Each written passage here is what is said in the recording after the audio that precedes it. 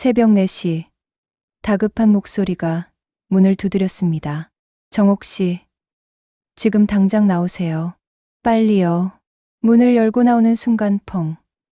집이 폭발했습니다. 목숨을 구해준 아래층 간호사. 하지만 그녀는 왜 폭발 시간을 정확히 알고 있었을까요? 며칠 후, 그 간호사가 흔적도 없이 사라지면서 68세. 김정옥은 충격적인 진실과 마주하게 됩니다. 안녕하세요. 저는 김정옥이라고 합니다. 올해 68살이에요. 인천 부평에서 40년 동안 반찬 가게를 운영하며 살아왔습니다. 10년 전 남편을 먼저 보내고 혼자 이 낡은 연립주택에서 살고 있었죠. 그런데 어느 날 새벽 제 집이 갑자기 폭발했습니다. 아래층 간호사 영자 씨가 아니었다면 저는 그 불길 속에서 죽었을 거예요. 하지만 그날 이후 제 인생은 완전히 뒤집혔습니다. 새벽의 불길, 인천 부평구 삼산동 연립주택 3층. 김정옥의 하루는 언제나 새벽 4시에 시작됐습니다. 40년을 운영해온 반찬 가게 준비를 위해서였죠. 하지만 오늘 새벽은 달랐습니다. 알람보다 먼저 그녀를 깨운 건 복도에서 울려 퍼지는 다급한 발소리였으니까요. 쿵쿵쿵. 누군가 문을 미친 듯이 두드리고 있었습니다. 정옥은 잠옷차림으로 황급히 현관으로 달려갔죠. 문을 열자 아래층에 사는 박영자가 창백한 얼굴로 서 있었습니다. 65살의 퇴직 간호사인 그녀는 평소 조용하고 차분한 사람이었는데 지금은 온몸이 부들부들 떨리고 있었어요. 정옥 씨, 지금 당장 나오세요. 빨리요.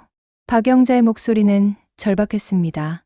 정옥은 영문을 모른 채 물었죠. 무슨 일이에요? 이 새벽에 왜 그래요? 묻지 말고 일단 나오세요. 제발요. 박영자는 정옥의 손을 붙잡고 계단 쪽으로 끌어당겼습니다. 그 순간이었죠. 펑. 귀청을 찢는 폭발음과 함께 정옥의 집 안에서 불길이 치솟았습니다. 유리창이 산산조각 나며 파편들이 복도로 쏟아져 나왔어요. 만약 5초만 늦었어도 정옥은 그 불길 속에 갇혔을 겁니다. 정옥은 믿을 수 없다는 표정으로 자신의 집을 바라봤습니다.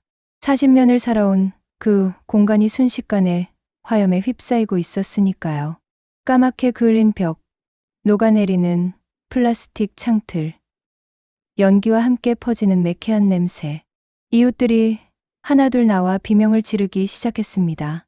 불이야. 누가 119 신고해요. 물 떠와요. 빨리. 소방차 사이렌 소리가 멀리서 들려왔습니다. 정옥은 그제야 정신을 차리고 박영자를 돌아봤죠. 간호사는 계단 난간에 기대어 숨을 헐떡이고 있었습니다. 그녀의 눈빛에는 공포와 함께 무언가 다른 감정이 어려 있었어요. 죄책감 같은 것 말이죠. 영자 씨, 정옥이 떨리는 목소리로 물었습니다. 어떻게 알았어요? 내 집에 불이 날 거란 걸? 박영자는 대답하지 못했습니다. 그저 고개를 떨구고 입술을 깨물 뿐이었죠. 정옥은 그 모습을 보며 근골이 오싹해지는 걸 느꼈습니다. 이건 단순한 사고가 아니었어요. 누군가 계획한 일이었죠. 소방대원들이 도착해 진화 작업을 시작했습니다. 다행히 불은 30분 만에 꺼졌지만 정옥의 집은 완전히 폐허가 됐어요. 거실 천장은 무너져 내렸고 부엌은 시커멓게 탔습니다. 40년 동안 모아온 추억들이 한순간에 재가 된 거죠. 소방관 한 명이 정옥에게 다가왔습니다. 할머니, 다행히 인명피해는 없습니다. 그런데 이상한 게 있어요. 뭐가 이상한데요? 가스 배관이 인위적으로 손상된 흔적이 있어요. 누가 일부러 구멍을 낸 것 같습니다. 경찰 조사가 필요할 것 같네요. 정옥의 얼굴이 창백해졌습니다. 인위적으로 손상됐다니.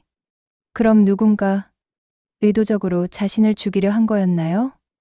그녀는 다시 박영자를 찾았지만 간호사는 이미 사라진 뒤였습니다. 해가 뜨기 시작했습니다. 새벽 6시. 정옥은 이웃집 계단에 털썩 주저앉았어요. 온몸에서 힘이 빠져나가는 것 같았죠. 왜 이런 일이 생긴 걸까요? 누가 자신을 해치려 한 걸까요? 그리고 박영자는 어떻게 정확한 시간을 알고 자신을 구해준 걸까요? 3층 건너편에 사는 박순애 아주머니가 물 한 컵을 건네며 말했습니다. 정옥 씨, 정신 차려요. 일단 경찰 조사부터 받아야죠. 고마워요. 순희 씨. 정옥은 물을 한 모금 마시고 물었습니다. 그런데 영자 씨는 어디 갔어요? 아까 분명 여기 있었는데. 그 양반. 얼굴이 새하얗더니 급하게 어디론가 가버렸어요. 뭔가 겁에 질린 것 같던데요. 겁에 질렸다고요? 네. 마치 자기를 누가 쫓아오는 것처럼요. 정옥은 불안한 예감이 들었습니다. 박영자가 단순히 우연히 자신을 구한 게 아니라는 확신이 들었죠. 그녀는 무언가를 알고 있었습니다. 그리고 그 무언가가 자신의 목숨마저 위협하고 있는 게 분명했어요. 오전 9시 경찰이 도착했습니다. 형사 2명이 정옥에게 사건 경위를 물었죠. 할머니, 최근에 누구랑 다툰 적 있으세요? 아니요. 저는 반찬 가게만 운영했지 누구랑 싸울 일도 없었어요. 혹시 재개발 문제로 갈등은 없었나요? 이 동네가 재개발 예정 구역이잖아요. 정옥은 그제야 떠올렸습니다. 3달 전부터 이 동네에 재개발 바람이 불기 시작했다는 거려. 추진위원회가 구성됐고 주민들은 둘로 나뉘어 찬반 싸움을 벌이고 있었죠. 정옥은 재개발에 반대하는 쪽이었습니다. 이곳에서 40년을 살았고 반찬 가게, 단골 손님들이 모두 이 동네 사람들이었으니까요. 재개발 반대했어요. 근데 그게 왜요? 반대하는 주민들한테 협박이 들어온다는 소문이 있었거든요. 빨리 동의하지 않으면 집에 문제가 생길 거라는 식으로요. 정옥의 심장이 쿵 내려앉았습니다. 그럼 이번 화재도 그런 협박의 일환이란 말인가요? 재개발을 찬성하지 않는다고 자신의 집을 불태운 건가요? 형사가 수첩에 뭔가를 적으며 말했습니다. 일단 감식반 결과를 기다려 봐야겠네요. 할머니, 당분간 조심하세요. 이게 단순 사고가 아닐 가능성이 크니까요. 경찰이 떠난 뒤 정옥은 멍하니 불탄 집을 바라봤습니다. 40년의 삶이 한순간에 무너졌어요. 남편과 함께 장만했던 그 집, 아들 민구를 키우며 웃고 울었던 그 공간이 이제 잿더미가 됐습니다. 정옥은 결심했습니다. 이대로 당하고만 있을 순 없다고요. 누가 자신을 해치려 했는지, 박영자는 왜 그 시간을 알고 있었는지 반드시 밝혀내겠다고 다짐했습니다. 차가운 가족. 화재가 난 다음 날 오전, 정옥은 이웃집에서 겨우 한숨 잘 수 있었습니다. 박순애 아주머니가 방 한 칸을 내줬거든요. 하지만 잠을 제대로 잘 수 없었어요. 눈을 감으면 폭발음이 들리고 불길이 보였으니까요. 오전 10시쯤 현관문이 열리는 소리가 들렸습니다. 정옥의 아들 민구와 며느리 윤지영이었어요. 42살의 민구는 건설회사에 다니는 평범한 직장인이었고 38살의 지영은 부동산 중개업소에서 일했습니다. 어머니, 괜찮으세요? 민구가 다가와 정옥의 손을 잡았습니다. 하지만 그의 손길은 차가웠어요. 걱정보다는 의무감 같은 게 느껴졌죠. 괜찮다. 다행히 다치지는 않았어. 정옥이 대답했습니다. 지영은 불탄 집을 둘러보더니 혀를 찼어요. 어머니, 이제 이런 낡은 집에 사시면 안 돼요. 보험금 처리하고 새 집 알아보죠. 지영의 말투는 걱정이 아닌 이해타산에 가까웠습니다. 정옥은 뭔가 이상하다는 느낌을 받았어요. 집이 불탄 지 하루밖에 안 됐는데 벌써 보험금과 이사 얘기부터 꺼내다니요. 보험금은 천천히 생각해 봐야지. 지금은 경찰 조사부터 받아야 해. 어머니, 경찰 조사는 형식적인 거예요. 어차피 낡은 집이라 가스 배관이 노후돼서 터진 거잖아요. 보험회사도 그렇게 처리할 거고요. 지영이 단호하게 말했습니다. 정옥은 소방관이 한 말을 떠올렸어요. 가스 배관이 인위적으로 손상됐다는 말이죠. 소방관이 그러던데 배관이 인위적으로 손상된 것 같대. 그 말에 지영의 얼굴이 순간 굳어졌습니다. 하지만 금방 표정을 바꾸며 웃었어요. 에이, 소방관들이 뭘 알아요. 그냥 오래된 집이라 그런 거예요. 어머니, 이번 기회에 아예 우리 집 근처로 오세요. 우리가 모시고 살게요. 민구도 거들었습니다. 그래요, 어머니. 이참에 우리랑 같이 사시죠. 혼자 계시면 위험해요. 정옥은 고개를 저었습니다. 아들 집에 얹혀 사는 건 싫었어요. 그리고 지영의 태도가 왠지 믿음직스럽지 않았죠. 괜찮다. 나는 여기서 살고 싶어.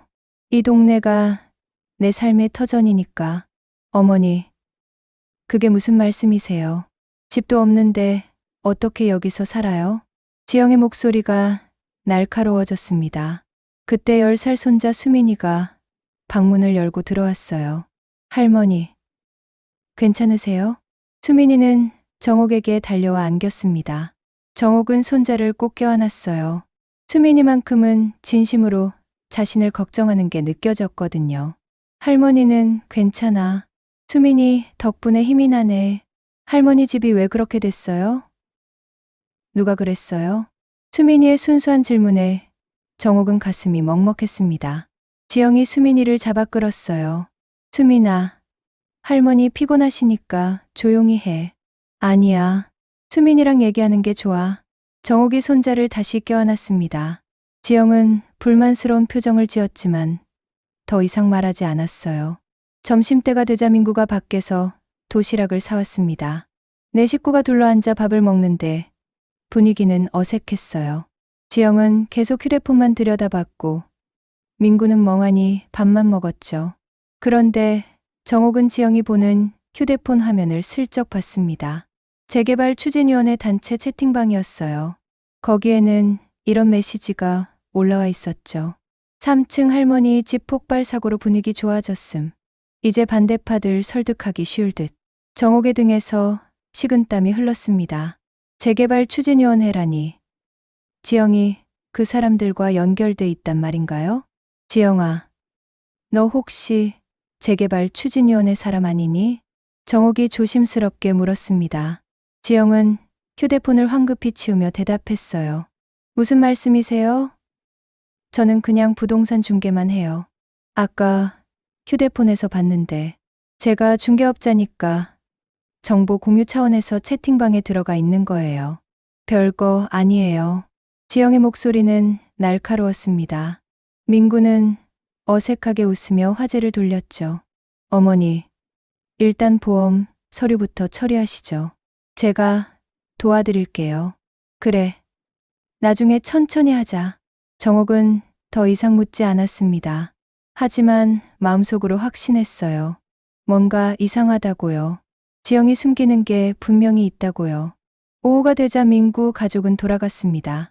떠나기 전에 지영이 명함 한 장을 정옥에게 건넸어요.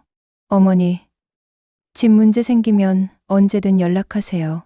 제가 좋은 매물 알아봐 드릴게요. 고맙다. 정옥은 명함을 받았지만 찢어버리고 싶은 충동을 참았습니다. 명함에는 윤지영, 부동산 중개사라고 적혀 있었어요. 수민이가 돌아가기 전에 정옥에게 속삭였습니다. 할머니, 저 어젯밤에 이상한 거 봤어요. 뭘 봤는데? 엄마가 전화하면서 이렇게 말했어요. 내일 새벽에 끝날 거야. 걱정하지 마. 정옥의 심장이 철렁했습니다. 내일 새벽이라니. 그럼 지영은 화재가 일어날 걸 미리 알고 있었단 말인가요? 수민아, 지영이 날카롭게 불렀습니다. 빨리 와. 할머니, 쉬셔야 해. 네. 수민이는 정옥을 한 번 더 안고 나갔습니다. 정옥은 손자의 등을 바라보며 온몸이 떨리는 걸 느꼈어요. 저녁이 되자 박순희 아주머니가 저녁을 챙겨줬습니다. 정옥은 밥맛이 없었지만 억지로 몇 숟가락 떴어요. 정옥 씨, 너무 상심하지 마요. 다 지나갈 거예요. 고마워요. 순희 씨. 그런데 한 가지 물어볼 게 있어요. 뭔데요? 혹시 우리 며느리가 재개발 추진위원회 사람들이랑 아는 사람이에요? 순이는 잠시 망설이더니 고개를 끄덕였습니다. 사실은 그래요. 지영 씨가 위원회 사람들 몇 명이랑 자주 만나는 걸 봤어요. 근처 카페에서요. 정옥의 가슴이 쿵 내려앉았습니다. 역시 지영이 뭔가 숨기고 있었던 거예요. 그 사람들이 어떤 얘기를 나눴는지 아세요? 잘은 모르겠지만 반대하는 주민들 어떻게 설득할지 의논하는 것 같았어요. 그리고 보상금 얘기도 많이 하더라고요. 보상금이요? 네. 누가 얼마를 받을지, 어떻게 분배할지, 그런 얘기들이요. 정옥은 뭔가 큰 그림이 그려지는 걸 느꼈습니다. 재개발 추진위원회 보상금, 그리고 자신의 집에 난 화재. 이 모든 게 우연이 아닐지도 모른다는 생각이 들었어요. 밤이 깊어갔습니다. 정옥은 잠을 이룰 수 없었어요. 계속 지영의 얼굴이 떠올랐고 수민이가 한 말이 머릿속을 맴돌았죠. 내일 새벽에 끝날 거야. 그 말은 무슨 뜻이었을까요? 혹시 지영이 화재를 계획했던 걸까요? 새벽 2시 정옥은 일어나 창문을 열었습니다. 불탄 자신의 집이 보였어요. 시커멓게 그을린 벽과 깨진 유리창. 40년의 추억이 담긴 그곳이 이제는 폐허가 됐습니다. 정옥은 결심했습니다. 진실을 밝혀내야 한다고요. 며느리가 정말로 이 일에 연루됐다면 가족이라도 용서할 수 없다고 다짐했습니다. 사라진 간호사. 화재가 난 지 사흘째 되는 날 아침. 정옥은 박영자의 남편 박철수를 만났습니다. 70살의 철수는 얼굴이 초췌했어요. 눈 밑에는 다크서클이 짙게 깔려 있었죠. 정옥 씨, 우리 영자를 못 봤어요? 철수가 떨리는 목소리로 물었습니다. 정옥은 깜짝 놀랐어요. 무슨 소리예요? 영자 씨가 어디 갔어요? 화재 난 날 새벽에 집 나간 뒤로 연락이 안 돼요. 전화도 안 받고 문자도 읽지 않았어요. 경찰에 신고했는데 아직 찾지 못했대요. 정옥의 가슴이 철렁했습니다. 박영자가 사라졌다니. 이게 무슨 일인가요? 그녀는 왜 자신을 구하고 나서 종적을 감춘 걸까요? 마지막으로 언제 봤어요? 화재 난 그날 새벽이요. 영자가 갑자기 집을 나서더니 당신을 깨우러 갔잖아요. 그 뒤로 못 봤어요. 그때 영자 씨가 뭐라고 했나요? 아무 말도 안 했어요. 그냥 급하게 나가더니 사라진 거예요. 철수는 눈물을 흘렸습니다. 정옥은 그의 어깨를 토닥였어요. 걱정 마세요. 영자 씨는 분명히 무사할 거예요. 하지만 정옥 자신도 확신할 수 없었습니다. 박영자는 뭔가를 알고 있었어요. 그리고 그 무언가가 자신의 목숨까지 위협하고 있는 게 분명했죠. 오후에 정옥은 박영자의 집에 가봤습니다. 철수가 허락했거든요. 혹시 단서가 있을까 싶어서요. 영자의 집은 깔끔하게 정리돼 있었습니다. 주방에는 설거지가 다 돼 있었고 거실도 깨끗했어요. 하지만 서재 책상 위는 어질러져 있었죠. 서류들이 여기저기 흩어져 있었고 몇몇 서랍은 열려 있었습니다. 정옥은 책상 위의 서류를 살펴봤습니다. 대부분 병원 관련 서류였어요. 영자가 퇴직하기 전 일했던 부평성모병원 서류들이었죠. 그런데 그 중에 이상한 서류가 하나 있었습니다. 재개발 관련 주민 명단이었어요. 명단에는 이 동네 주민들 이름이 적혀 있었습니다. 찬성, 반대, 보류로 구분돼 있었죠. 정옥의 이름도 있었어요. 반대 항목에 빨간 줄이 그어져 있었고 옆에는 4월 15일 새벽 4시라고 적혀 있었습니다. 정옥의 손이 떨렸습니다. 4월 15일 새벽 4시. 그건 바로 화재가 난 시간이었어요. 이게 무슨 뜻인가요? 혹시 화재가 계획적으로 일어난 거였나요? 정옥은 명단을 더 자세히 살펴봤습니다. 반대 항목에 있는 사람들 옆에는 모두 날짜와 시간이 적혀 있었어요. 3층 최영수 씨는 4월 22일 새벽 3시, 2층 김만수 씨는 4월 28일 새벽 5시라고 적혀 있었죠. 등골이 오싹해졌습니다. 이건 단순한 명단이 아니었어요. 화재 계획표였습니다.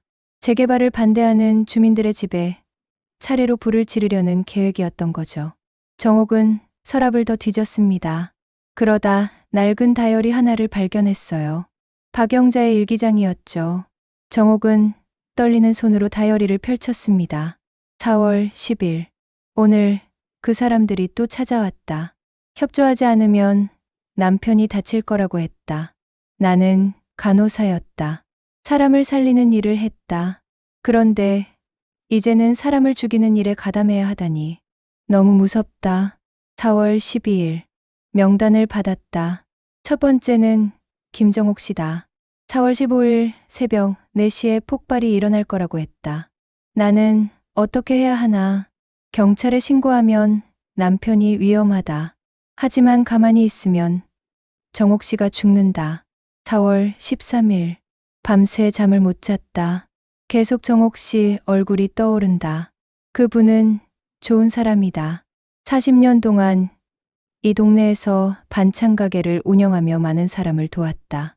그런 분을 죽게 내버려 둘 순 없다. 4월 14일.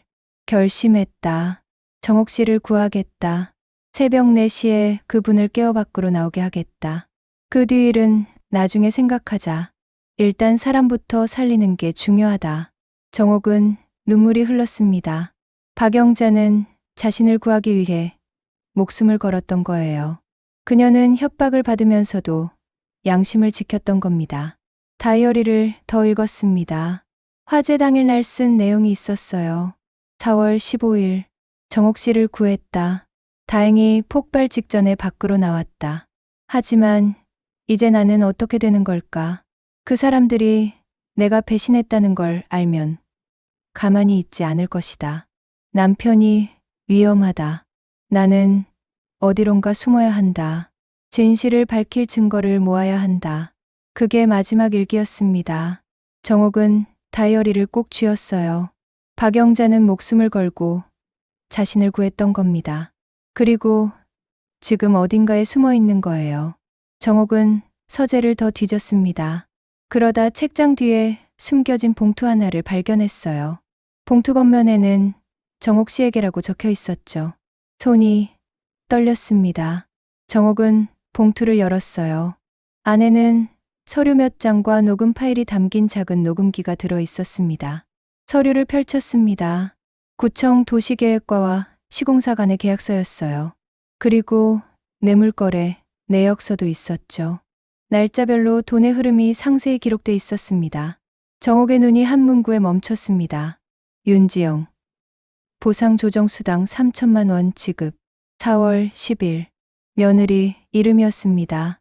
지영이 재개발 추진위원회로부터 돈을 받았다는 증거였죠. 그것도 화재가 나기 나흘 전에요. 정옥은 녹음기를 켰습니다.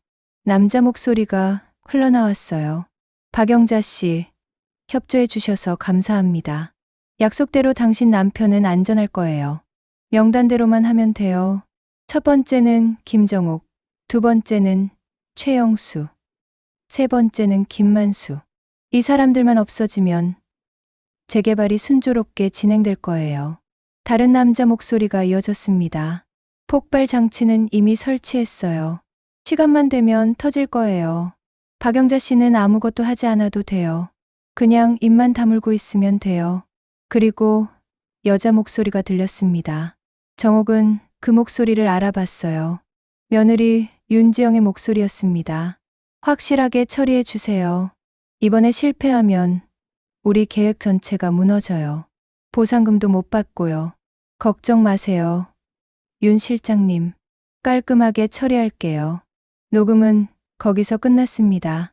정옥은 녹음기를 떨어뜨릴 뻔했어요. 윤 실장이라니, 지영이 단순한 중개사가 아니라 재개발 추진위원회의 실장이었던 거예요. 정옥의 온몸이 부들부들 떨렸습니다. 며느리가 자신을 죽이려 했다는 사실이 믿기지 않았어요. 보험금과 재개발 보상금을 노리고 시어머니를 죽이려 했던 겁니다. 정옥은 봉투를 꼭 쥐고 박영자의 집을 나왔습니다. 이제 경찰에 신고해야 했어요. 하지만 그 전에 확실한 증거를 더 모아야 했습니다. 저녁이 되자 정옥은 박순희에게 도움을 청했습니다. 순희 씨, 부탁이 있어요. 이 서류들 좀 보관해 주세요. 안전한 곳에요. 무슨 서류예요? 나중에 설명할게요. 지금은 이걸 아무도 모르게 숨겨놔야 해요. 순희는 고개를 끄덕이고 서류를 받았습니다. 정옥은 녹음기만 자신이 보관했어요. 밤이 깊어가며 정옥은 계획을 세웠습니다. 먼저 박영자를 찾아야 했어요. 그녀가 어디 숨어 있는지 알아내야 했죠. 그리고 더 많은 증거를 모아 경찰에 신고해야 했습니다. 하지만 위험했습니다. 며느리가 자신이 증거를 찾았다는 걸 알면 어떻게 될까요? 정옥은 두려웠지만 물러설 수 없었어요. 진실을 밝히는 게 박영자에게 보답하는 길이었으니까요. 불길한 통화. 화재가 난 지 5일째 되는 날, 정옥은 며느리 윤지영으로부터 전화를 받았습니다. 목소리는 다정했지만 어딘가 차갑게 느껴졌어요. 어머니, 오늘 저녁에 우리 집으로 오세요. 가족끼리 얘기할 게 있어요. 무슨 얘기인데? 어머니 앞으로 나온 보험금 서류요. 빨리 처리해야 해요. 시간이 지나면 복잡해져요. 정옥은 잠시 망설이다 대답했습니다. 알았다. 저녁에 갈게. 전화를 끊고 나서 정옥은 불안했습니다. 지영이 무슨 속셈인지 알 수 없었거든요. 하지만 이번 기회에 더 많은 증거를 찾을 수도 있었어요. 저녁 6시, 정옥은 민구 집으로 갔습니다. 철어구 검단의 새 아파트였죠. 현관문을 열자 지영이 미소를 지으며 맞아줬어요. 어머니, 어서 오세요. 민구는 거실, 소파에 앉아 텔레비전을 보고 있었고 수민이는 방에서 공부하고 있었습니다. 지영이 저녁상을 차렸어요. 김치찌개와 제육볶음, 나물 반찬들이 놓였죠. 어머니, 많이 드세요. 고맙다. 정옥은 숟가락을 들었지만 밥맛이 없었어요. 계속 지영의 얼굴을 살폈죠. 며느리는 태연하게 밥을 먹고 있었습니다. 마치 아무 일도 없었던 것처럼요. 식사가 끝나고 지영이 서류를 꺼냈습니다. 어머니, 이게 보험금 서류예요. 여기랑 여기에 도장만 찍으시면 돼요. 정옥은 서류를 살펴봤습니다. 화재 보험금 청구서였어요. 금액은 5천만 원이었죠. 하지만 수령인 계좌가 이상했습니다. 정옥의 계좌가 아니라 윤지영의 계좌였거든요. 지영아, 이거 수령인이 왜 내 계좌로 돼 있니?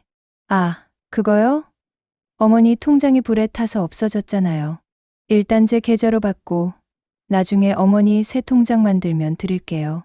지영의 대답은 자연스러웠지만 정옥은 믿을 수 없었습니다. 보험금을 자기 계좌로 받겠다니 이건 명백한 횡령이었어요. 아니다. 나는 내 계좌로 받을 거야. 은행 가서 통장 재발급 받으면 돼. 지영의 얼굴이 굳어졌습니다. 어머니, 그렇게 하면 시간이 오래 걸려요. 보험금은 빨리 받아야 해요. 급할 것 없어. 천천히 하자. 어머니, 지영의 목소리가 날카로워졌습니다. 하지만 민구가 끼어들었죠. 여보, 어머니 말씀이 맞아. 본인 계좌로 받는 게 정상이지. 지영은 민구를 째려봤지만 더 이상 말하지 않았습니다. 대신 서류를 거두며 입을 열었어요.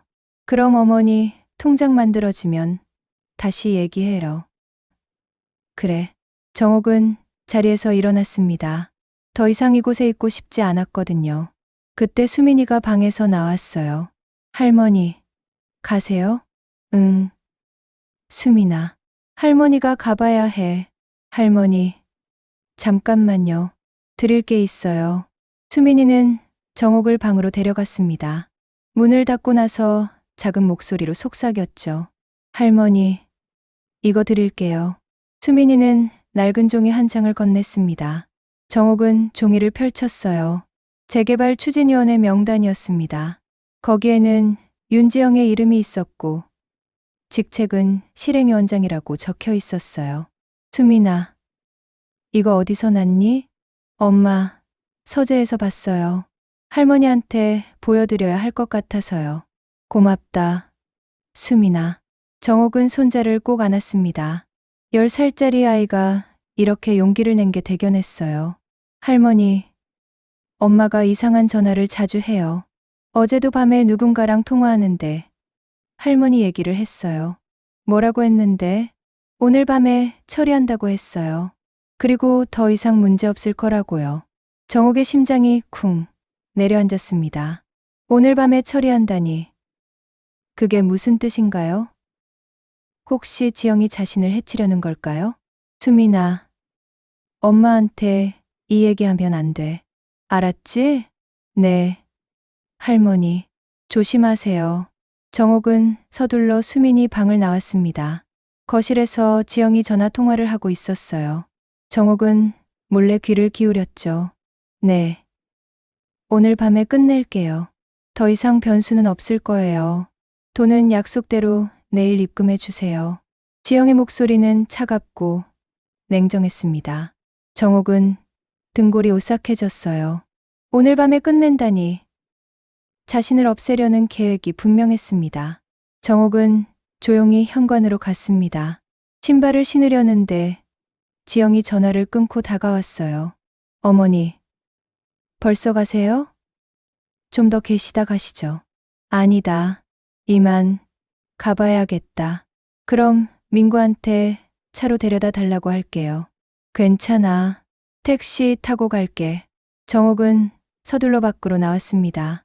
뒤돌아보니 지영이 현관문 앞에 서서 자신을 지켜보고 있었어요. 그 눈빛이 너무 차가워서 정옥은 온몸에 소름이 돋았습니다. 택시를 타고 박순희의 집으로 돌아가는 길에 정옥은 수민이가 준 명단을 다시 봤습니다. 윤지영, 실행위원장. 그 옆에는 다른 이름들도 적혀 있었어요. 구청 도시계획과장, 시공사 대표, 그리고 몇몇 지역 유지들의 이름이었죠. 정옥은 이제 확신했습니다. 이건 단순한 재개발이 아니었어요. 거대한 비리와 범죄 조직이 얽혀있는 사건이었죠. 그리고 며느리가 그 중심에 있었습니다. 집에 도착해서 정옥은 박순희에게 모든 걸 얘기했습니다. 순희 씨, 나 위험할 것 같아요. 지영이가 오늘 밤에 뭔가 할 것 같아요. 그럼 경찰에 신고해요. 지금 당장요. 하지만 증거가 아직 부족해요. 녹음 파일과 명단만으로는 부족할 수 있어요. 그래도 일단 신고하는 게 낫지 않아요? 정옥은 고민했습니다. 경찰에 신고하면 안전할까요? 아니면 오히려 지영을 자극해서 더 위험해질까요? 그때 누군가 문을 두드렸습니다. 밤 10시였어요. 누가 이 시간에 왔을까요? 정옥과 순이는 서로를 바라봤습니다. 누구세요? 순이가 조심스럽게 물었습니다. 밖에서 낮은 목소리가 들렸어요. 저예요. 박영자예요. 문 열어주세요. 정옥은 깜짝 놀랐습니다. 박영자라니. 사라진 간호사가 돌아온 거예요? 순이가 문을 열자 영자가 후드를 쓴 채 급하게 들어왔습니다. 얼굴은 초췌했고 눈 밑에는 다크서클이 짙게 깔려 있었어요. 영자 씨, 어디 있었어요? 모두들 걱정했어요. 죄송해요. 정옥 씨, 숨어 있었어요. 그 사람들이 저를 쫓고 있거든요. 그 사람들이 누구예요? 재개발 추진위원회 사람들이요. 제가 당신을 구한 걸 알고 저를 없애려고 해요. 박영자는 떨리는 목소리로 말했습니다. 정옥 씨, 오늘 밤이 위험해요. 제가 도청한 내용인데 오늘 밤에 당신을 또 공격할 계획이래요. 당장 경찰에 신고해야 해요. 정옥은 수민이가 한 말을 떠올렸습니다. 오늘 밤에 처리한다는 지영의 말이요. 영자의 말이 맞았어요. 위험이 임박한 겁니다. 영자 씨, 나한테 준 봉투 받았어요. 녹음 파일이랑 서류들이요. 다행이에요. 그걸 가지고 당장 경찰서로 가요. 지금 당장요. 세 사람은 서둘러 짐을 챙겼습니다. 정옥은 녹음기를 가방에 넣고 명단을 주머니에 넣었어요. 밖으로 나가려는데 복도에 인기척이 느껴졌습니다. 누군가 있었어요. 그림자가 계단 아래쪽에서 움직이고 있었죠. 세 사람은 숨을 죽였습니다. 뒷문으로 나가요. 박영자가 속삭였습니다. 세 사람은 조용히 뒷문으로 향했어요. 하지만 뒷문에도 누군가 서 있었습니다. 검은 옷을 입은 남자 2명이었죠. 정옥은 심장이 터질 것 같았습니다. 앞뒤가 막힌 거예요. 이제 어떻게 해야 할까요? 증거의 조각, 앞뒤가 막힌 상황. 정옥과 박영자, 박순희는 숨을 죽였습니다. 검은 옷을 입은 남자들이 점점 가까워지고 있었어요. 박영자가 재빠르게 판단했습니다. 2층으로 올라가요. 빨리요. 세 사람은 계단을 타고 2층으로 올라갔습니다. 다행히 2층 복도 창문이 열려 있었어요. 창문 밖으로는 옆 건물 옥상으로 이어지는 좁은 통로가 있었죠. 저리로 가요. 박영자가 먼저 창문을 넘어 통로로 갔습니다. 순이가 그 뒤를 따랐고 정옥이 마지막이었어요. 하지만 정옥은 70에 가까운 나이라 움직임이 느렸죠. 할머니, 빨리요. 순이가 손을 내밀었습니다. 정옥이 겨우 창문을 넘어서는 순간 계단에서 발소리가 들렸어요. 남자들이 올라오고 있었습니다. 거기서 남자 한 명이 소리쳤습니다. 세 사람은 옥상을 가로질러 반대편 계단으로 달렸어요. 숨이 턱까지 차올랐지만 멈출 수 없었죠. 겨우 건물 밖으로 나와 골목길로 빠져나갔습니다. 다행히 남자들은 따라오지 못했어요. 세 사람은 한참을 달린 뒤 24시간 편의점 앞에 멈춰 섰습니다. 이제 어떻게 해요? 순이가 숨을 헐떡이며 물었습니다. 박영자가 대답했죠. 경찰서로 가야 해요. 지금 당장요. 하지만 정옥은 고개를 저었습니다. 아직 안 돼요. 증거가 부족해요. 지영이는 권력이 있어요. 구청하고도 연결돼 있다고요. 녹음 파일과 명단만으로는 부족할 수 있어요. 그럼 어떻게 하실 건데요? 내가 아는 사람이 있어요. 지역 방송국 기자예요. 예전에 우리 가게에 자주 오던 사람이에요. 그 사람한테 먼저 도움을 청해야 해요. 박영자가 고개를 끄덕였습니다. 좋은 생각이에요. 언론에 공개하면 그쪽도 함부로 못할 거예요. 세 사람은 택시를 타고 인천방송 건물로 향했습니다. 밤 11시였지만 뉴스 제작팀은 아직 일하고 있었어요. 정옥은 로비에서 기자 장혜준에게 전화를 걸었습니다. 혜준 씨, 나 김정옥이야. 부평 반찬가게 사장이었던. 아, 사장님, 무슨 일이세요? 화재 사고 당하셨다면서요? 혜준 씨, 나 지금 인천방송 로비에 있어. 당장 내려와 줘. 큰 특종이야. 잠시 후 35살의 장혜준이 내려왔습니다. 캐주얼한 셔츠에 청바지 차림이었어요. 그는 정옥을 보고 깜짝 놀랐죠. 사장님, 무슨 일이세요? 얼굴이 왜 그래요? 일단 조용한 곳으로 가자. 사람들 눈에 띄면 안 돼. 장혜준은 네 사람을 회의실로 안내했습니다. 문을 닫고 나서 정옥은 가방에서 녹음기와 서류를 꺼냈어요. 이걸 들어봐. 정옥은 녹음기를 재생했습니다. 재개발 추진위원회 사람들과 윤지영의 대화가 흘러나왔죠. 장혜준의 얼굴이 점점 굳어졌습니다. 이건 대단한 특종인데요. 재개발 비리와 살인, 음모까지 얽혀 있잖아요. 그뿐만이 아니야. 정옥은 서류들을 펼쳤습니다. 뇌물거래, 내역서와 명단, 그리고 폭발 계획표까지요. 장혜준은 서류를 꼼꼼히 살펴봤어요. 이건 정말 대단한 증거네요. 구청 도시계획과장까지 연루됐다니. 이거 보도하면 부평구가 발칵 뒤집힐 거예요. 박영자가 끼어들었습니다. 제가 증인이에요. 이 사람들한테 협박을 받았어요. 남편을 인질로 잡고 협조하라고 했죠. 저는 간호사였어요. 양심상 사람들을 죽일 순 없었어요. 장혜준은 고개를 끄덕이며 노트에 뭔가를 적었습니다. 알겠습니다. 내일 아침 뉴스에 특집으로 내보내겠어요. 단독 보도로요. 고마워. 혜준 씨. 사장님. 그런데 조심하세요. 이 사람들이 가만히 있지 않을 거예요. 알아. 그래서 내가 여기 온 거야. 언론에 공개되면 그쪽도 함부로 못할 거 아냐. 맞는 말씀이에요. 장혜준은 녹음 파일을 복사하고 서류들을 스캔했습니다. 그리고 세 사람의 인터뷰를 따로 녹화했어요. 정옥은 카메라 앞에서 차분하게 말했습니다. 저는 40년 동안 이 동네에서 반찬 가게를 운영했습니다. 평범하게 살았어요. 그런데 재개발을 반대한다는 이유로 제 집이 폭발했습니다. 며느리가 재개발 추진위원회와 손잡고 저를 죽이려 했어요. 보험금과 보상금을 노리고요. 정옥의 목소리는 떨렸지만 단호했습니다. 저는 이 진실을 세상에 알리고 싶습니다. 더 이상 무고한 사람들이 희생되지 않게요. 인터뷰가 끝나고 장혜준이 말했습니다. 사장님, 오늘 밤은 여기서 쉬세요. 제작실 옆에 게스트룸이 있어요. 안전할 거예요. 그래, 고맙다. 네 사람은 게스트룸으로 갔습니다. 좁은 공간이었지만 침대 2개와 소파가 있었어요. 정옥과 박영자는 침대에 누웠고 순이는 소파에 누웠습니다. 밤이 깊어가는 동안 정옥은 잠을 이룰 수 없었습니다. 계속 며느리의 얼굴이 떠올랐거든요. 어떻게 사람이 그럴 수 있을까요? 돈 때문에 시어머니를 죽이려 하다니요. 새벽 4시, 정옥은 창문 밖을 바라봤습니다.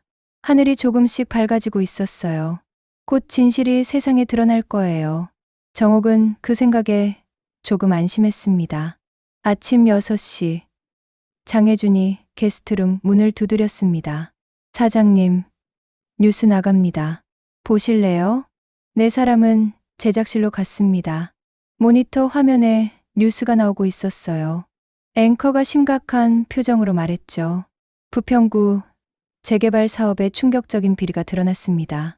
재개발을 반대하는 주민들의 집에 계획적으로 화재를 일으킨 정황이 포착됐습니다. 장혜준 기자가 단독 보도합니다. 화면이 바뀌며 장혜준이 나왔습니다. 그는 마이크를 들고 불탄 정옥의 집 앞에서 리포트했어요. 지난 4월 15일 새벽, 이 건물에서 폭발 사고가 발생했습니다. 당시 68세 김정옥 씨는 아래층 이웃의 도움으로 겨우 목숨을 건졌습니다. 하지만 이 사고가 단순한 가스 폭발이 아니라 계획적인 범죄였다는 충격적인 증거가 나왔습니다. 화면에 녹음 파일의 파형이 나왔고 음성이 재생됐습니다. 윤지영의 목소리가 또렷하게 들렸죠. 확실하게 처리해 주세요. 이번에 실패하면 우리 계획 전체가 무너져요. 장혜준의 리포트가 이어졌습니다.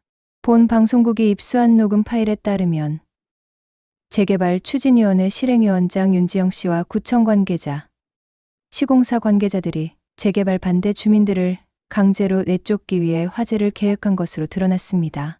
또한 뇌물거래 내역서에는 수억 원대의 금액이 오간 것으로 기록돼 있습니다. 화면에 정옥의 인터뷰가 나왔습니다. 제 며느리가 저를 죽이려 했습니다. 더 이상 이런 일이 반복되지 않기를 바랍니다. 뉴스가 끝나고 제작실은 조용했습니다. 정옥은 눈물을 흘렸어요. 드디어 진실이 세상에 알려진 거예요. 장혜준이 정옥의 어깨를 두드렸습니다. 사장님, 용기 내주셔서 고맙습니다. 이제 경찰이 움직일 거예요. 고맙다, 혜준 씨. 내가 아니었으면 이렇게 빨리 알릴 수 없었을 거야. 아침 8시, 정옥의 휴대폰이 울렸습니다. 민구였어요. 정옥은 전화를 받았죠. 어머니, 뉴스 봤어요. 이게 정말이에요? 그래, 다 사실이야. 전화 너머로 민구의 목소리가 떨렸습니다. 어머니, 죄송해요. 제가 몰랐어요. 지영이가 그런 짓을 할 줄은 정말 몰랐어요. 민구야, 너는 괜찮아. 내 잘못이 아니야. 지영이는 지금 집에 없어요. 뉴스 나가자마자 어디론가 나가버렸어요. 경찰이 곧 찾을 거야. 도망칠 수 없어. 어머니, 정말 죄송해요. 제가 잘못 봤어요. 그 사람을. 민구의 목소리에서 눈물이 느껴졌습니다. 정옥은 가슴이 아팠지만 이제 돌이킬 수 없었어요. 오전 10시 경찰이 인천방송으로 찾아왔습니다. 형사 3명이었죠. 그들은 정옥과 박영자의 진술을 받았습니다. 할머니, 용기 내주셔서 감사합니다. 우리가 철저히 수사하겠습니다. 부탁합니다. 더 이상 희생자가 나오지 않게 해주세요. 경찰은 증거들을 압수하고 윤지영과 재개발 추진위원회 관계자들에 대한 체포, 영장을 신청했습니다. 뉴스는 계속해서 이 사건을 다뤘고 사회는 들썩였어요. 오후 2시 구청 앞에서 주민들이 시위를 시작했습니다. 재개발을 반대하는 주민들이 모여 진실 규명을 요구했죠. 피켓에는 살인 재개발 중단하라, 비리 척결하라는 문구가 적혀 있었습니다. 정옥은 방송국 창문에서 그 모습을 지켜봤습니다. 자신의 용기가 많은 사람들에게 힘이 되고 있다는 게 느껴졌어요. 저녁 6시 경찰이 다시 연락을 해왔습니다. 윤지영이 인천공항에서 체포됐다는 소식이었어요. 그녀는 해외로 도피하려다 잡힌 거였죠. 정옥은 안도의 한숨을 쉬었습니다. 이제 정의가 실현될 거예요. 며느리는 자신이 저지른 죄를 제대로 치르게 될 겁니다. 밤이 되어 박영자의 남편 박철수가 강송국으로 찾아왔습니다. 그는 영자를 보자마자 눈물을 흘렸어요. 여보, 괜찮소? 얼마나 무서웠소? 미안해요, 당신. 걱정 많이 했죠? 두 사람은 껴안았습니다. 정옥은 그 모습을 보며 눈시울이 붉어졌어요. 사랑하는 사람과 함께 있다는 게 얼마나 소중한지 다시 한번 깨달았습니다. 그날 밤, 네 사람은 근처 식당에서 늦은 저녁을 먹었습니다. 장혜준이 삼겹살을 구워주며 말했죠. 사장님, 정말 대단하세요. 보통 사람들은 이런 상황에서 포기하거든요. 포기할 수 없었어. 영자 씨가 목숨 걸고 나를 구했는데 나라도 진실을 밝혀야 했어. 박영자가 정옥의 손을 잡았습니다. 정옥 씨 덕분에 저도 용기를 냈어요. 고맙습니다. 우리 서로 고맙죠, 뭐. 두 사람은 웃었습니다. 오랜만에 마음 편히 웃는 것 같았어요. 불타는 증언. 뉴스가 나간 지 이틀째 되는 날, 부평구는 완전히 뒤집혔습니다. 재개발 추진위원회 사무실은 경찰에 의해 압수수색을 당했고 구청 도시계획과장은 긴급 소환됐어요. 시공사 대표는 잠적했다는 소문이 돌았죠. 정옥은 박순희의 집으로 돌아왔습니다. 박영자도 자기 집으로 돌아갔고요. 이제 안전하다고 판단했거든요. 경찰이 주요 용의자들을 모두 체포했으니까요. 오전 10시 정옥의 휴대폰이 울렸습니다. 민구였어요. 어머니, 지금 경찰서예요. 지영이 조사받고 있어요. 그래, 알았다. 어머니, 제가 가서 뵐게요. 죄송한 마음에 얼굴을 못 뵙겠어요. 민구야, 내 잘못이 아니라니까. 너는 몰랐잖아. 그래도요. 제가 더 주의 깊게 봤어야 했는데. 민구의 목소리는 자책으로 가득했습니다. 정옥은 마음이 아팠지만 위로의 말을 건넸어요. 민구야, 이제 다시 시작하면 돼. 수민이는 잘 있니? 네. 수민이는 제 부모님 집에 있어요. 아직 상황을 잘 이해 못하는 것 같아요. 그게 나을 거야. 아이한테는 천천히 설명해줘. 네, 어머니. 나중에 뵈러 갈게요. 전화를 끊고 정옥은 한숨을 쉬었습니다. 민구가 얼마나 힘들까요? 아내가 시어머니를 죽이려 했다는 사실을 알게 됐으니까요. 오후 2시 장혜준이 찾아왔습니다. 그는 노트북을 들고 있었어요. 사장님, 후속 보도 준비하고 있어요. 인터뷰 하나만 더 해주실 수 있으세요? 그래, 뭐든지 도와줄게. 감사합니다. 장혜준은 카메라를 설치하고 정옥과 마주 앉았습니다. 녹화가 시작됐고 그가 질문했어요. 사장님, 며느리가 이런 일을 저질렀다는 걸 알았을 때 어떤 기분이셨나요? 정옥은 잠시 생각하다 대답했습니다. 믿기지 않았어요. 가족이잖아요. 15년을 함께 살았는데 그 사람이 나를 죽이려 했다니. 너무 충격적이었죠. 하지만 동시에 화가 났어요. 돈 때문에 사람의 목숨을 함부로 하다니 용서할 수 없었어요. 용기를 내기가 쉽지 않았을 텐데요. 가족을 고발하는 거니까요. 그렇죠. 하지만 더 큰 것을 지켜야 했어요. 진실과 정의 말이에요. 박영자 씨가 목숨을 걸고 나를 구했는데 나라도 진실을 밝혀야 했어요. 그리고 다른 주민들을 보호해야 했고요. 앞으로 어떻게 하실 계획이세요? 집을 다시 지어야죠. 이 동네에서 계속 살고 싶어요. 40년을 산 곳이니까요. 그리고 반찬 가게도 다시 열 거예요. 단골 손님들이 많이 그리워할 테니까요. 정옥의 눈에서 결연한 의지가 느껴졌습니다. 장혜주는 고개를 끄덕이며 녹화를 멈췄어요. 사장님, 정말 대단하세요. 많은 사람들이 사장님을 응원하고 있어요. 고맙다, 혜준 씨. 내가 아니었으면 이렇게 빨리 진실을 알릴 수 없었을 거야. 저도 감사합니다. 기자로서 이런 특종을 다룰 수 있어서 영광이에요. 저녁 6시 후속 뉴스가 방송됐습니다. 정옥의 인터뷰와 함께 경찰 수사 진행 상황이 보도됐어요. 윤재영과 구청 도시계획과장, 시공사 관계자 3명이 구속됐다는 소식도 나왔죠. 화면에는 재개발 반대 주민들의 인터뷰도 나왔습니다. 3층에 살던 최영수 씨가 말했어요. 김정옥 씨 덕분에 우리 모두 살았어요. 만약 그분이 침묵했다면 우리도 똑같은 일을 당했을 거예요. 정말 감사합니다. 2층의 김만수 씨도 눈물을 흘리며 말했죠. 저도 명단에 있었어요. 다음 타깃이었다는 거죠. 너무 무서웠어요. 하지만 이제 안심이 됩니다. 정의가 승리했으니까요. 뉴스를 보며 정옥은 가슴이 뭉클했습니다.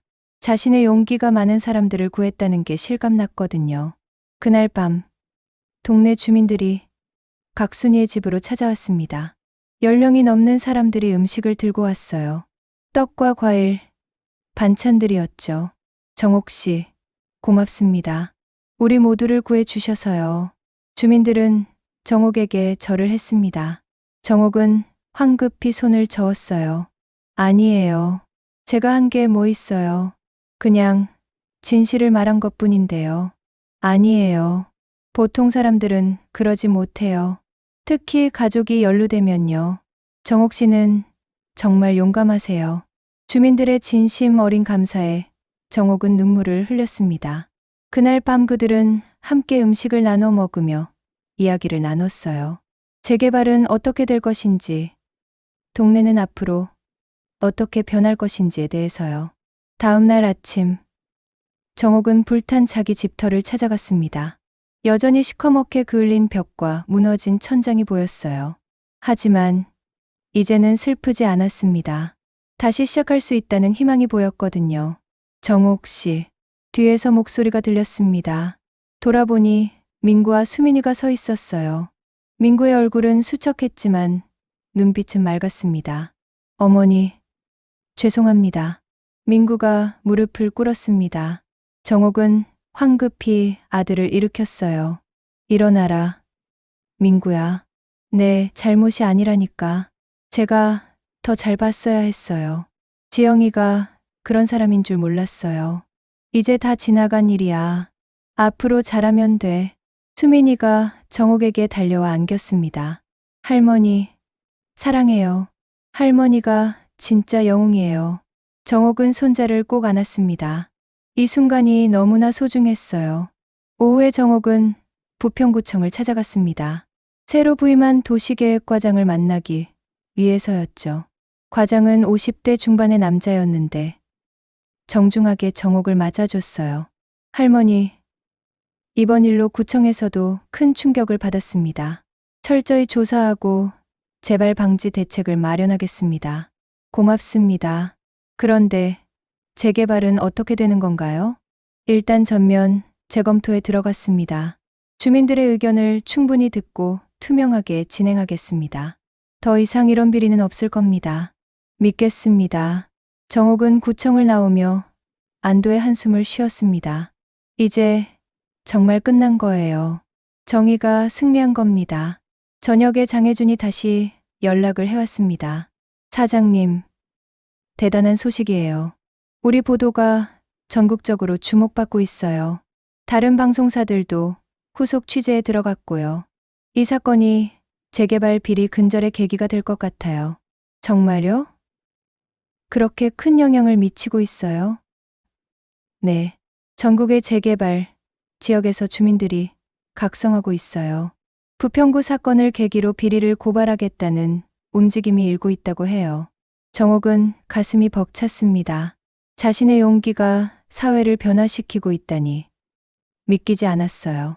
그날 밤 정옥은 오랜만에 편히 잠들었습니다. 악몽도 없었고 두려움도 없었어요. 이제 정말 안전하다는 걸 느꼈거든요. 마지막 반격. 뉴스가 나간 지 일주일이 지났습니다. 윤재영과 공범들은 구속 상태에서 조사를 받고 있었어요. 정옥은 일상으로 돌아가려 노력했죠. 박순희의 집에 머물며 집 재건축 계획을 세우고 단창 가게 재개도 준비하고 있었습니다. 그런데 어느 날 오전 정옥 앞으로 등기 우편이 도착했습니다. 법원에서 온 서류였어요. 정옥은 떨리는 손으로 봉투를 뜯었죠. 고소장이었습니다. 원고는 윤지영, 피고는 김정옥, 혐의는 명예훼손과 무고죄였어요.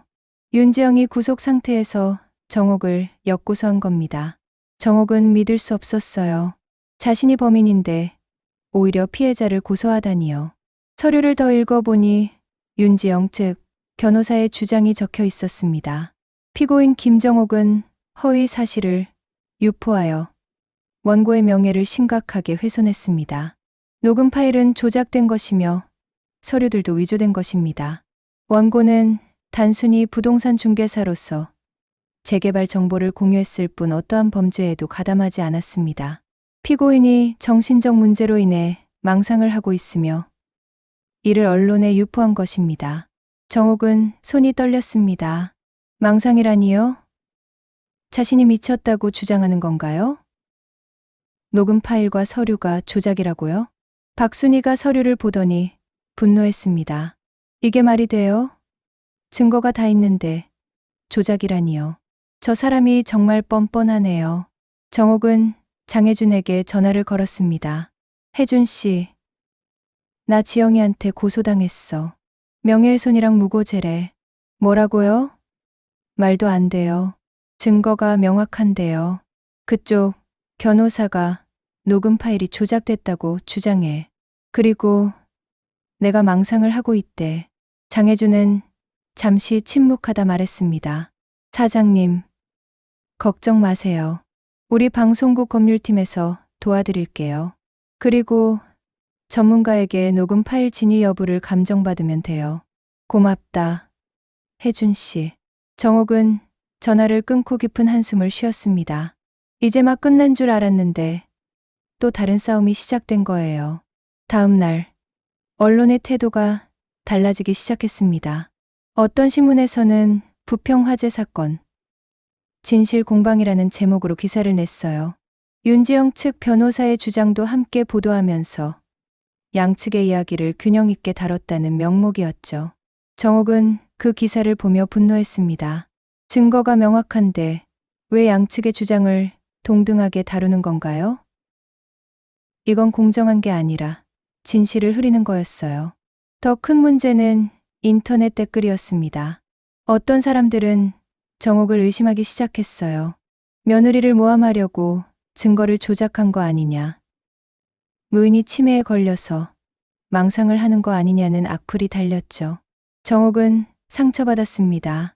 목숨을 걸고 진실을 밝혔는데 오히려 의심을 받다니요. 하지만 포기할 수 없었어요. 진실은 반드시 밝혀질 테니까요. 사흘 후 정옥은 변호사를 선임했습니다. 장혜준이 소개해준 인권 변호사였어요. 50대 초반의 여성 변호사 최민정이었죠. 할머니, 걱정 마세요. 증거가 확실하니까 이길 수 있어요. 고맙습니다, 변호사님. 근데 상대편이 녹음 파일이 조작됐다고 하던데요. 그래서 국립과학수사연구원에 감정을 의뢰했어요. 전문가들이 녹음 파일을 분석해서 진위 여부를 밝혀줄 거예요. 얼마나 걸리나요? 2주 정도 걸릴 거예요. 그동안 다른 증거들도 고강하겠습니다. 일주일이 지났습니다. 그 사이 언론은 계속해서 이 사건을 다뤘어요. 어떤 방송에서는 정옥에게 유리한 보도를 했지만 어떤 곳에서는 의혹을 제기하는 보도를 했죠. 정옥은 스트레스로 잠을 잘 수 없었습니다. 밤마다 악몽을 꿨어요. 재판에서 지는 꿈, 감옥에 가는 꿈을 꿨죠. 그러던 어느 날 저녁, 수민이가 찾아왔습니다. 민구와 함께였어요. 수민이는 정옥을 보자마자 안기며 말했죠. 할머니, 제가 증거 가져왔어요. 증거? 수민이는 작은 녹음기를 꺼냈습니다. 엄마가 전화하는 거 녹음했어요. 할머니 말씀이 맞다는 걸 증명하고 싶어서요. 정옥은 녹음기를 받아 재생했습니다. 윤지영의 목소리가 흘러나왔어요. 변호사님, 어머님을 미쳤다는 걸 법으로 증명해 주세요. 정신감정 신청하고요. 녹음 파일은 조작됐다고 우기면 돼요. 증거만 없애면 이길 수 있어요. 상대방 목소리가 들렸습니다. 윤 실장님, 이번엔 확실하게 처리할게요. 어머님은 정신병원에 가게 될 거예요. 좋아요. 그럼 모든 문제가 해결되겠네요. 녹음이 끝났습니다. 정옥은 손자를 꼭 안았어요. 수민아, 고맙다. 내가 할머니를 구했어. 할머니가 진실을 말씀하시는 거 알아요. 엄마가 나쁜 짓 한 거예요. 수민이의 눈에서 눈물이 흘렀습니다. 10살짜리 아이가 어머니를 고발하는 게 얼마나 힘들었을까요? 정옥은 손자가 너무 대견하면서도 안타까웠습니다. 민구도 눈물을 흘렸어요. 어머니, 죄송합니다. 제가 아이를 이렇게 만들었네요. 아니야, 민구야. 수민이는 용감한 아이야. 내가 잘 키웠어. 정옥은 즉시 최민정 변호사에게 연락했습니다. 변호사는 녹음 파일을 듣고 놀라워했어요. 이거 결정적 증거예요. 윤지영이 증거인멸을 시도하고 있다는 게 명확하게 드러나네요. 이걸 법정에 제출할 수 있나요? 물론이죠. 이건 합법적으로 녹음된 거니까요. 수민이가 자기 집에서 엄마 목소리를 녹음한 거잖아요. 다음 날, 최민정 변호사는 추가 증거로 수민이의 녹음 파일을 법원에 제출했습니다. 동시에 국립과학수사연구원에서 감정 결과가 나왔어요. 박영자가 제공한 녹음 파일은 조작되지 않은 원본이라는 결론이었습니다. 언론이 다시 들썩였습니다. 이번에는 정옥에게 유리한 보도가 쏟아졌어요. 녹음 파일 조작 의혹 말소, 증거 은폐 시도 드러나라는 제목의 기사들이 나왔죠. 인터넷 댓글도 바뀌었습니다. 정옥을 의심했던 사람들이 사과하기 시작했어요. 할머니, 죄송합니다. 진실을 의심해서 미안해요라는 댓글이 달렸죠. 일주일 후, 첫 공판이 열렸습니다. 정옥은 법정에 섰어요. 윤지영도 수감복을 입고 나왔습니다. 두 사람은 법정에서 마주쳤죠. 윤지영은 정옥을 보며 차갑게 웃었습니다. 하지만 정옥은 흔들리지 않았어요. 진실은 자신의 편이었으니까요. 재판장이 입장하고 재판이 시작됐습니다. 윤지영 측 변호사가 먼저 입을 열었어요. 재판장님, 피고인 김정옥은 정신적 문제가 있습니다. 정신감정을 신청합니다. 하지만 최민정 변호사가 반박했습니다. 재판장님, 그건 증거인멸을 위한 시도입니다. 저희가 제출한 녹음 파일을 들어보시면 원고 측이 피고인을 정신병자로 만들려는 계획이 드러납니다. 재판장은 수민이의 녹음 파일을 들었습니다. 법정이 조용해졌고 윤지영의 얼굴이 창백해졌어요. 재판장이 물었습니다. 원고 측, 이 녹음 파일에 대해 해명하시겠습니까? 윤지영 측 변호사는 말문이 막혔습니다. 변명할 방법이 없었거든요. 재판은 정옥에게 유리하게 진행됐습니다. 국과수 감정 결과, 수민이의 녹음 파일, 박영자의 증언, 모든 게 정옥의 주장을 뒷받침했어요. 재판이 끝나고 정옥은 법원 밖으로 나왔습니다. 기다리고 있던 주민들이 박수를 쳤어요. 정옥 씨, 수고하셨어요. 잘하셨어요. 우리가 응원합니다. 정옥은 눈물을 흘렸습니다. 이 사람들의 지지가 얼마나 큰 힘이 되는지 알았거든요. 장혜준이 다가와 말했습니다. 사장님, 이제 정말 끝날 것 같아요. 윤지영은 명예훼손 고소를 취하할 거래요. 정말요? 네. 변호사가 포기했대요. 증거가 너무 명확해서 이길 수 없다고요. 정옥은 안도의 한숨을 쉬었습니다. 드디어 모든 게 끝나는 거예요. 그날 저녁, 정옥은 수민이에게 전화를 걸었습니다. 수민아, 할머니야, 고맙다. 내 덕분에 할머니가 이길 수 있었어. 할머니, 저도 기뻐요. 할머니는 영웅이에요. 아니야, 수민이가 진짜 영웅이야. 용기 내줘서 고마워. 할머니, 사랑해요. 나도 사랑해. 수민아. 정옥은 전화를 끊고 창밖을 바라봤습니다. 저녁 하늘이 붉게 물들어 있었어요. 새로운 시작을 알리는 것 같았죠. 새벽의 진실, 명예훼손 고소가 취하된 지 2주일이 지났습니다. 윤지영의 본 재판이 열리는 날이었어요. 정옥은 증인으로 출석했습니다. 법정은 방청객들로 가득 찼죠. 언론사 기자들과 주민들, 그리고 이 사건에 관심을 가진 많은 사람들이 있었습니다. 재판장이 입장하고 본격적인 심리가 시작됐습니다. 검사가 먼저 기소 내용을 낭독했어요. 피고인 윤지영은 재개발 추진위원회 실행위원장으로서 재개발을 반대하는 주민들을 강제로 내쫓기 위해 계획적으로 화재를 일으켰습니다. 이 과정에서 살인미수, 재물손괴, 뇌물수수, 증거인멸 등 다수의 범죄를 저질렀습니다. 윤지영은 피고인석에 앉아 고개를 숙이고 있었습니다. 예전의 당당한 모습은 온데간데 없었어요. 검사가 증인 신문을 시작했습니다. 첫 번째 증인은 박영자였어요. 증인은 피고인으로부터 어떤 협박을 받았습니까? 박영자는 떨리는 목소리로 대답했습니다. 피고인과 그 일당은 제 남편을 해치겠다고 협박했습니다.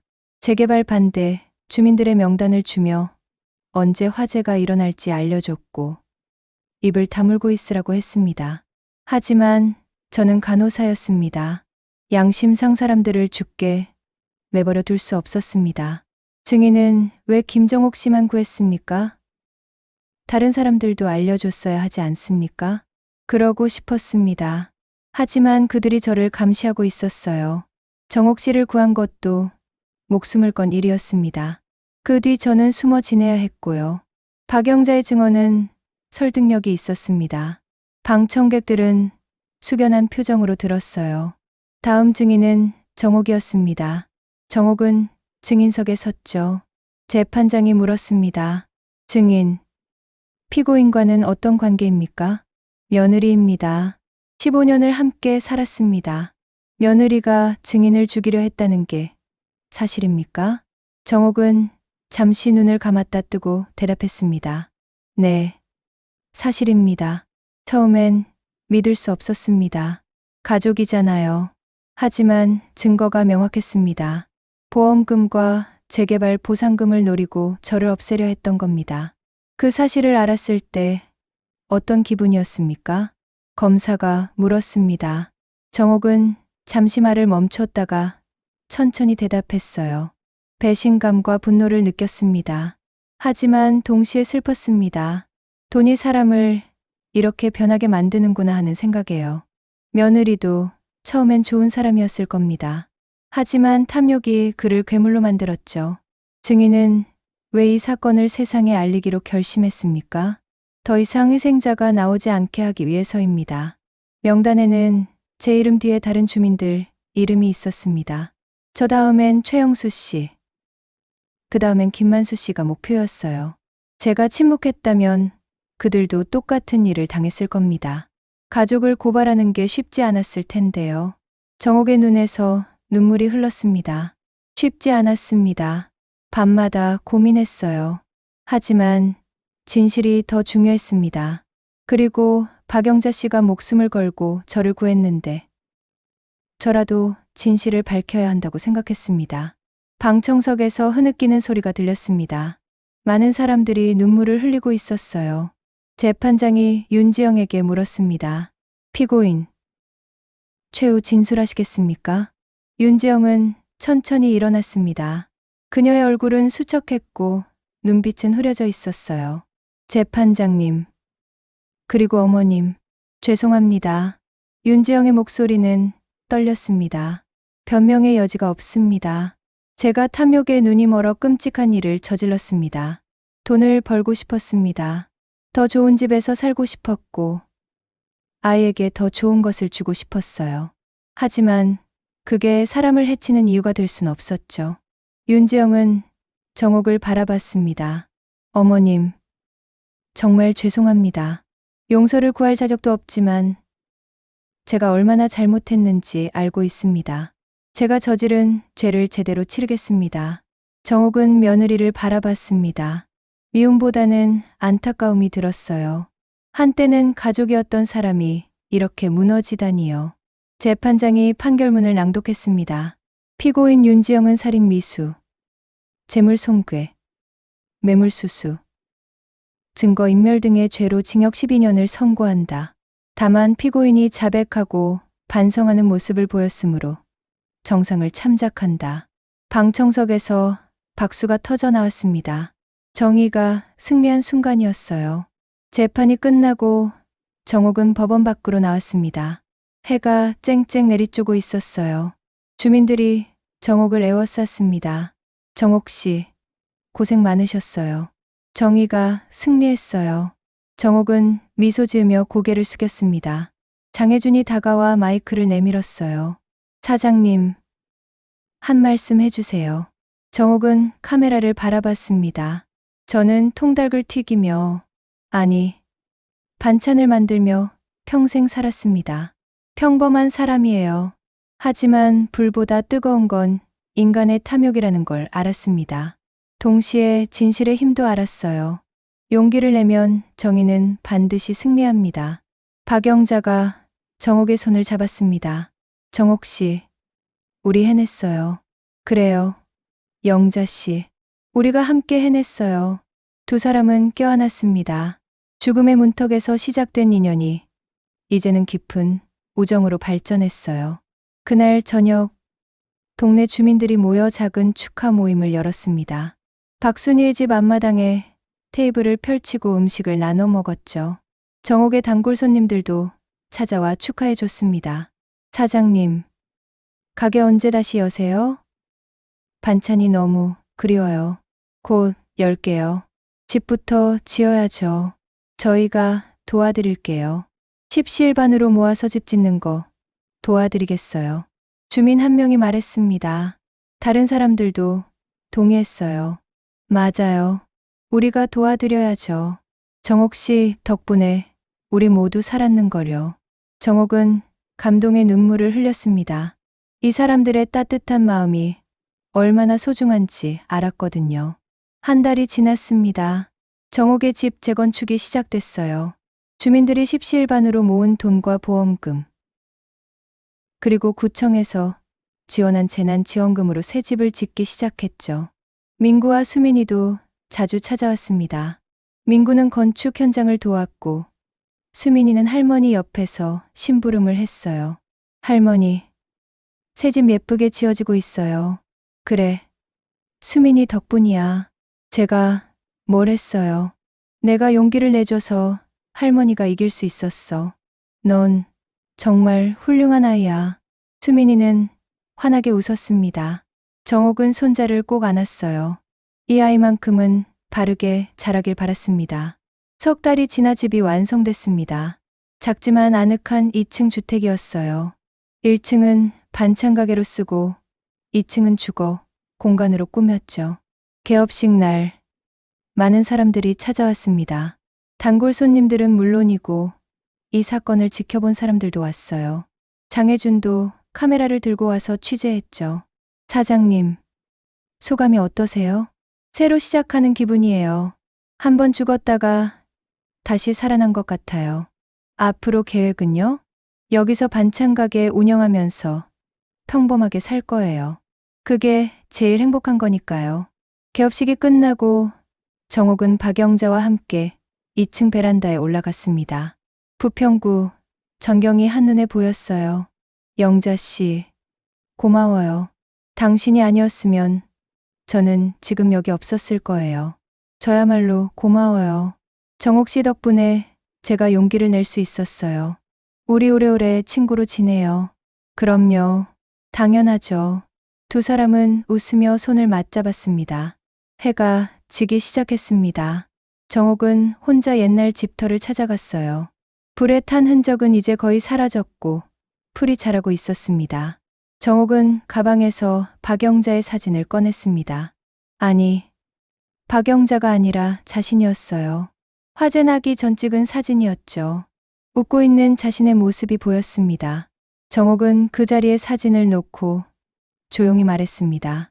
나는 이겼어. 진실을 밝혔어. 이제 다시 시작할 거야. 멀리서 교회 종소리가 울렸습니다. 저녁 6시를 알리는 종소리였어요. 하늘이 붉게 물들고 있었습니다. 불길 같은 석양이 아니라 따뜻한 노을이었어요. 정옥은 그 하늘을 올려다봤습니다. 새벽에 시작된 이야기가 노을로 끝나고 있었습니다. 폭발과 불길로 시작된 악몽이 이제는 희망으로 바뀌었어요. 정옥은 천천히 집으로 돌아갔습니다. 새로 지은 집의 불빛이 따뜻하게 반겼어요. 1층 반찬 가게에서는 단골 손님 몇 명이 반찬을 사고 있었죠. 사장님, 김치 한 통만 주세요. 네, 금방 포장해 드릴게요. 정옥은 앞치마를 두르고 다시 일을 시작했습니다. 손에 익은 일이었어요. 40년을 해온 일이었죠. 밤이 깊어갔습니다. 가게 문을 닫고 2층으로 올라온 정옥은 창문을 열었어요. 시원한 바람이 불어왔습니다. 정옥은 다이어리를 펼쳤습니다. 오늘의 일기를 쓰기 시작했어요. 오늘은 좋은 날이었다. 새 집에서 첫 영업을 시작했다. 단골 손님들이 많이 찾아와 줬다. 영자 씨와 저녁도 함께 먹었다. 수민이가 할머니 사랑한다고 말해줬다. 행복하다. 정옥은 펜을 내려놓고 미소 지었습니다. 한때는 모든 걸 잃을 뻔했지만 이제는 더 많은 것을 얻었어요. 진실, 정의, 우정, 그리고 사랑을요. 창밖으로 별들이 반짝였습니다. 정옥은 별을 보며 기도했어요. 세상 모든 사람들이 탐욕보다는 사랑을 선택하기를, 거짓보다는 진실을 말하기를, 그리고 누구도 자신처럼 고통받지 않기를요. 새벽 4시, 정옥은 잠에서 깼습니다. 예전처럼 반찬 가게 준비를 위해서였죠. 하지만 오늘은 달랐어요. 두려움이 없었습니다. 정옥은 1층으로 내려가 가게 문을 열었습니다. 새벽 공기가 상쾌했어요. 하늘은 아직 어두웠지만 동쪽 지평선이 조금씩 밝아지고 있었습니다. 정옥은 가게 앞에 서서 하늘을 바라봤습니다. 그리고 조용히 말했어요. 고마워. 나에게 다시 시작할 기회를 줘서. 해가 떠오르기 시작했습니다. 새벽빛이 부평구를 밝혀주고 있었어요. 불길 대신 햇빛으로 물든 하늘이었습니다. 정옥은 미소 지으며 가게로 들어갔습니다. 새로운 하루가 시작되는 거예요. 그리고 그녀는 알고 있었습니다. 어떤 어둠이 와도 새벽은 반드시 온다는 것을요. 오늘 이야기 어떠셨나요? 탐욕과 진실의 싸움. 그리고 한 여성의 용기가 세상을 바꾼 이야기였습니다. 여러분의 구독과 좋아요, 그리고 댓글은 큰 힘이 됩니다. 다음 이야기도 기대해 주세요. 감사합니다.